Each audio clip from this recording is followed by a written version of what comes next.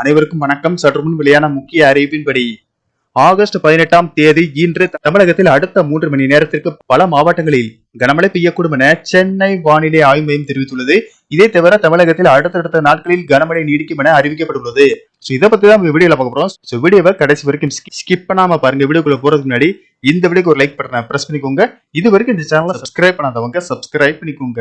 சற்று முன் சென்னை வானிலை ஆய்வு மையம் வெளியிட்டுள்ள அறிவிப்பில் தமிழக பகுதிகளின் மேல்நிலவும் வளிமண்டல கீழடுக்கு சுழற்சி காரணமாக தமிழகத்தில் இன்று அடுத்த 3 மணி நேரத்தில் நாகப்பட்டினம், தஞ்சாவூர், திருவாரூர் மாவட்டங்களில் கனமழை பெய்யக்கூடும் என்றும், மேலும் இன்று தமிழகத்தில் ஒரு சில இடங்களிலும் புதுவை மற்றும் காரைக்கால் பகுதிகளிலும் இடி மின்னலுடன் கூடிய லேசானது முதல் மிதமான மழை பெய்யக்கூடும்.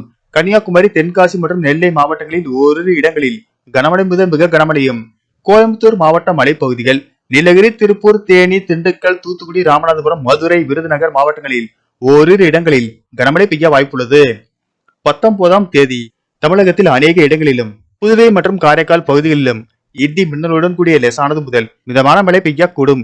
கோயம்புத்தூர் மாவட்ட மலைப்பகுதிகள் மற்றும் நீலகிரி மாவட்டத்தில் ஓரிரு இடங்களில் கனமழை முதல் மிக கனமழையும், திருப்பூர், தேனி, திண்டுக்கல், ஈரோடு, தருமபுரி, கிருஷ்ணகிரி, சேலம் மற்றும் நாமக்கல் மாவட்டங்களில் ஓரிரு இடங்களில் கனமழை பெய்ய வாய்ப்புள்ளது.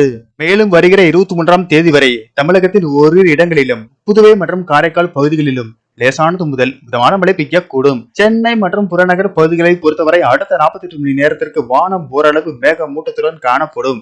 நகரின் ஒரு சில பகுதிகளில் இடி மின்னலுடன் கூடிய லேசானது முதல் மிதமான மழை பெய்யக்கூடும். மேலும் மன்னார் வளைகுடா, தென் தமிழக கடலோர பகுதிகள் மற்றும் குமரி கடல் பகுதிகளில் சூறாவளி காற்று மணிக்கு 55 கிலோமீட்டர் வேகத்தில் வீசக்கூடும் என்பதால் மீனவர்கள் அந்த பகுதிகளுக்கு செல்ல வேண்டாம் என அறிவுறுத்தப்பட்டுள்ளது.